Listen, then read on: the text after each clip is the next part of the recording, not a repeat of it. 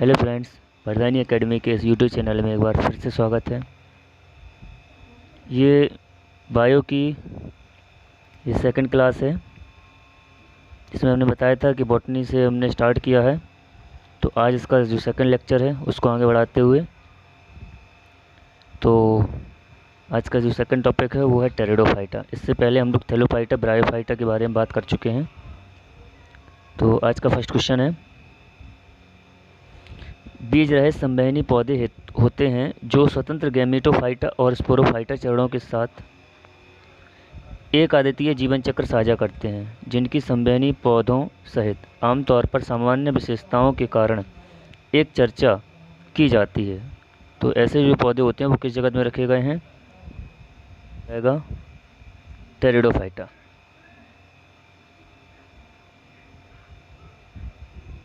Next question है, pteridophyta समूह के पौधों में नहीं आते हैं। तो इसका लगभग सभी को आंसर पता होगा, लेकिन फिर भी बता दे रहे हैं कि मान लीजिए टेरिडोफाइटा में इस तरह के पौधे आते हैं। मान लीजिए ये पौधा है, जिसमें जड़, तना, पत्तियाँ सब होती हैं, लेकिन जड़ होती हैं, तने होते हैं, पत्तियाँ होती हैं, लेकिन उसमें फूल नहीं होते हैं। फूल किस में आते हैं? आवृतबीजी पौधे में। तो इसका आंसर क्या हो जाएगा?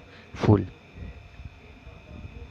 नेक्स्ट क्वेश्चन है, निम्नलिखित में से कौन से पौधे थैलोफाइटा समूह के संबंधित नहीं हैं, जो थैलोफाइटा संघ में नहीं आते हैं? तो हमने कल डिस्कस किया था, अगर जिसने टॉपिक देखा होगा तो बता देगा। इसका आंसर हो जाएगा मार्सिलिया। मार्सिलिया कुल के पौधे थैलोफाइटा में नहीं आते हैं।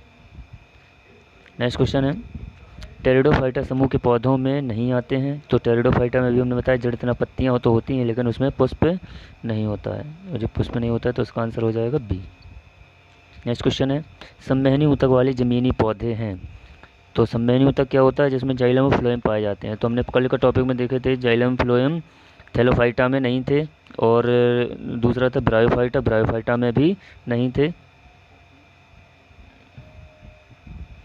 ब्रायोफाइटा में भी नहीं थे। लेकिन जो संवहनी ऊतक वाले जो पौधे हैं, संवहनी ऊतक वाले पहले ज़मीनी पौधे थे, तो आंसर हो जाएगा थैलोफाइटा।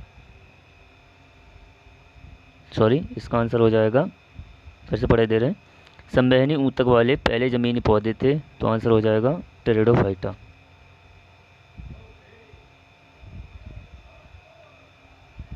अगला क्वेश्चन है, टेरिडोफाइटा होते हैं नॉन पेनेट्रेशन के बीज रहित संवहनी पौधे, बीज रहित संवहनी पौधे, बीज संवहनी पौधे या संततियों के बीज।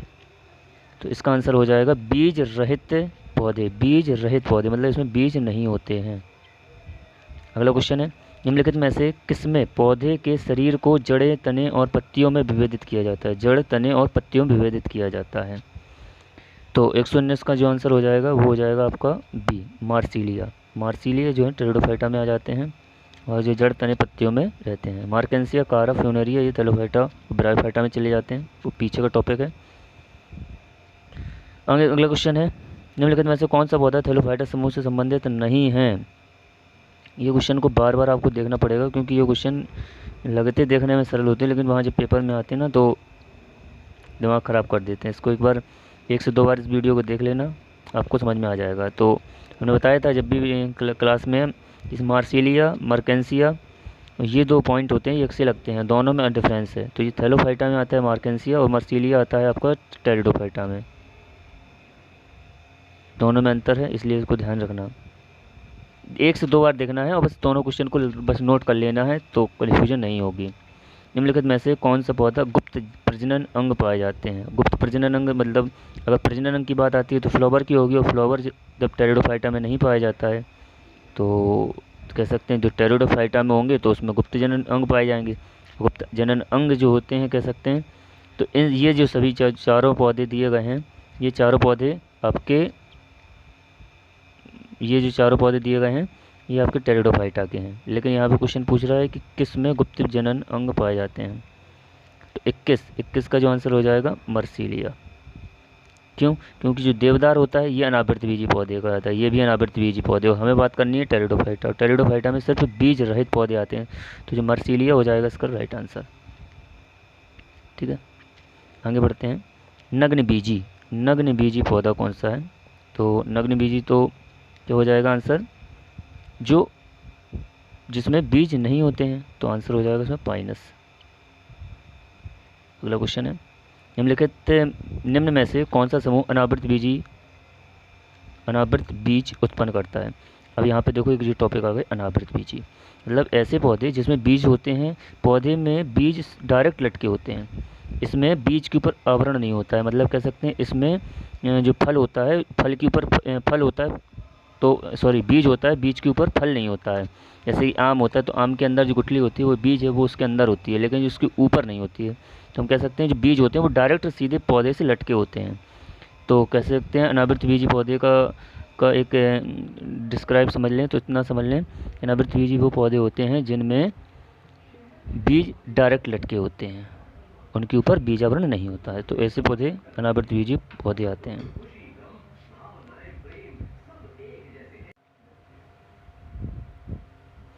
नग्न बीजी होते हैं, नग्न बीजी क्या है, तो नग्न बीजी आपका पाइनस है।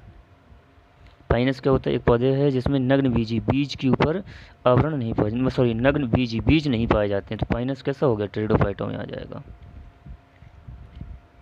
निम्नलिखित में से कौन सा समूह अनावृत बीज उत्पन्न करता है। निम्नलिखित में से कौन सा समूह अनावृत बीज उत्पन्न करता है, तो आंसर क्या हो जाएगा आपका, आंसर हो जाएगा अनावृत बीजी। अनावृत या नग्न बीज डॉट डॉट डॉट किससे उत्पन्न होते हैं, तो सीधा से अनावृत बीजी लगा है, तो अनावृत बीजी इसका आंसर हो जाएगा। आगे बढ़ते हैं, निम्नलिखित में से कौन जिम्नोस्पर्म है, निम्नलिखित में कौन जिम्नोस्पर्म है, तो आंसर हो जाएगा चीड़।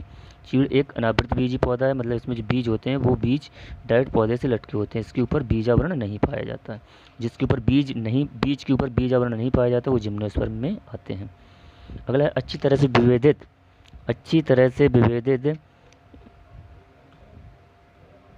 विभेदित प्रजनन ऊतकों के साथ पौधे जो अंततः बीज बनाते हैं वह कहलाते हैं। तो यहाँ पे समझना, विभेदित प्रजनन ऊतकों के साथ पौधा अंततः बीज बनाते हैं, और बीज कौन बनाते हैं, फेनेरोगैम्स। थैलोफाइटा में नहीं आते हैं, टेरिडोफाइटा में नहीं आते हैं, क्रिप्टोगैम्स में नहीं आते हैं, सिर्फ बीज बनाते हैं, बीज के ऊपर बीजावरण, तो आंसर हो जाएगा चेंज, इसलिए आंसर हो जाएगा यहाँ पे फेनेरोगैम्स। तो हमें याद रखना फेनेरोगैम्स के जो पौधे होते हैं वो अनावृत बीजी पौधे को कहते हैं। अगला है, किसमें वेसल्स प्रमुख जल संवाहक कोशिकाएं होती हैं, मतलब जो जाइलम फ्लोएम होते हैं, तने में जो जाइलम फ्लोएम पाए जाते हैं उनमें, और जो जाइलम फ्लोएम होते हैं उनके 4 पार्ट होते हैं, तो हम लोगों को वहाँ तो पढ़ना ही होगा। तो उसमें वेसल्स पाई जाती हैं, जिसमें जो वाटर ट्रांसपोर्ट होता है वो इन्हीं वेसल्स के अंदर होता है। तो पूछा है कि किसमें जल संवाहक कोशिकाएं होती हैं, तो सीधा सा है कि जिसमें जाइलम फ्लोएम पाए जाते हैं, तो ब्रायोफाइटा में नहीं पाए जाते हैं, थैलो में नहीं पाए जाते हैं, कवक नहीं होगा, तो आंसर हो जाएगा एंजियोस्पर्म। आवृतबीजी पौधा, आवृतबीजी पौधा मतलब ये अगला टॉपिक आ जाएगा, जिसको भी अच्छे समझेंगे। आवृतबीजी या एंजियोस्पर्म, तो इसमें परागण डॉट डॉट डॉट समूह के पौधों की विशेषता है। अब परागण क्या होता है, तो पता हो किसी भी फूल में जर्मिनेट, जिसमें जो पराग कोष से निकलने वाले जो पोलन होते हैं वो उसी पौधे की स्टिग्मा को क्या कर देते हैं, फर्टिलाइज कर देते हैं, और ये जाके फिर अंदर ओवरी का फर्टिलाइजेशन हो जाता है। तो ये परागण किस समूह के पौधों की विशेषता है, तो आंसर क्या हो जाएगा, एंजियोस्पर्म। वो था जिम्नोस्पर्म, ये एंजियोस्पर्म। आवृतबीजी पौधे में परागण होता है, क्योंकि आवृतबीजी की विशेषता होती है, इनमें क्या पाए जाते हैं, पुष्प पाए जाते हैं, और जिन पौधों में पुष्प पाए जाते हैं वो सब एंजियोस्पर्म में आते हैं। अगला पॉइंट है 1031वां क्वेश्चन, निम्नलिखित में से कौन से पादप समूहों में परागण होता है, तो सीधा सा है कि जिनमें फूल आते हैं, तो आवृतबीजी पुष्प में, इस आवृतबीजी पौधों में क्या आते हैं, पुष्प आते हैं। अगला एंजियोस्पर्म में प्रजनन भाग क्या है, तो पुष्प ही क्या होता है, इसका प्रजनन भाग होता है। लेकिन अभी हम लोग पीछे पढ़े थे कि एक कौन सा पढ़ा रहे थे जिसमें क्या नहीं था, टेरिडोफाइटा में पुष्प नहीं होते हैं, लेकिन एंजियोस्पर्म में प्रजनन भाग पुष्प में होते हैं। तो ऐसा भी आ सकता है क्वेश्चन कि पौधे के किस भाग में प्रजनन अंग पाए जाते हैं, पौधे के किस भाग में प्रजनन अंग पाए जाते हैं, तो आंसर हो जाएगा पुष्प। अगला है द्विनिषेचन का गुण है, जो डबल फर्टिलाइजेशन किस में होता है, तो आवृतबीजी पौधे में। सिंपल सा क्वेश्चन था।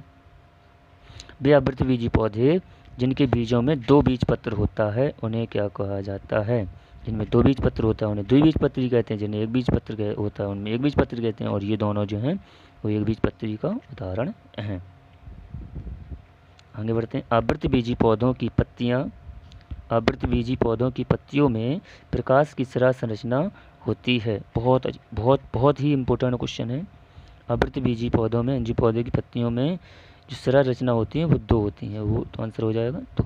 जैसे ये लीफ स्ट्रक्चर बना दे रहे हैं, ये इस तरह से दो होती हैं, तो ये चीज़ आपको याद रखना है। डॉट डॉट डॉट के प्रजनन संबंधी भाग फूल में स्थित होते हैं। के प्रजनन संबंधी भाग फूल में स्थित होते हैं, तो इसका आंसर हो जाएगा डी। प्रजनन भाग फूल में स्थित होते हैं। एंजियोस्पर्म में क्या होते हैं? फूल। टेरिडोफाइटा में फूल में नहीं होते हैं। थैलोफाइटा में तो कुछ ही नहीं होता है। ब्रायोफाइटा में मूलाभास पाए जाते हैं। आवृतबीजियों के प्रजनन अंग स्थित होते हैं। आवृतबीजियों के प्रजनन अंग स्थित होते हैं। प्रजनन अंग किसमें होते हैं? तो अभी हम बताए हैं किसमें होते हैं, तो आंसर हो जाएगा फूलों में। द्विबीजपत्री पौधा है 138 का जो सी होगा। अब द्विबीजपत्री, तो आंसर हो जाएगा शकरकंद की बेल। तो इसका आंसर है शकरकंद की बेल। नेक्स्ट क्वेश्चन है, एक बीजपत्री पौधा है। तो आपको ये कोई भी छोटी क्लास की किताब लेके उसको यहाँ से पढ़ लेना। क्लास 7th की बुक में भी दिया है। तो इसका जो आंसर हो जाएगा लहसुन एक बीजपत्री मोनोकोट पौधा है। ये मैंने क्यों बताया, क्योंकि ये देखिए ये हर पेपर में सन लिखे हुए हैं, ये हर क्वेश्चन पे सन लिखा हुआ है और किस पेपर में आया हुआ है, इसलिए आपको इस पर ज़रूर फोकस करना है। ठीक है, नेक्स्ट क्वेश्चन। चलिए ख़त्म। तो आपको वीडियो कैसा लगा तो प्लीज़ आप कमेंट्स करें, शेयर एंड सब्सक्राइब भी करें। ठीक है, धन्यवाद।